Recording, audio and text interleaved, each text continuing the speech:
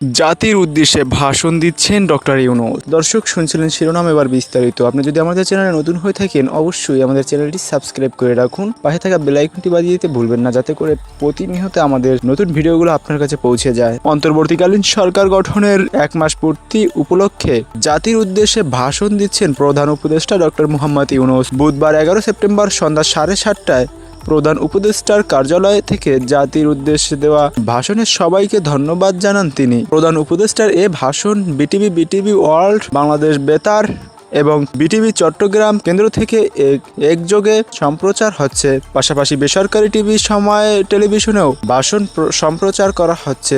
এর আগে গত 25 আগস্ট সন্ধ্যা 7:30টায় জাতির উদ্দেশ্যে ভাষণ দিয়েছিলেন প্রধান উপদেষ্টা।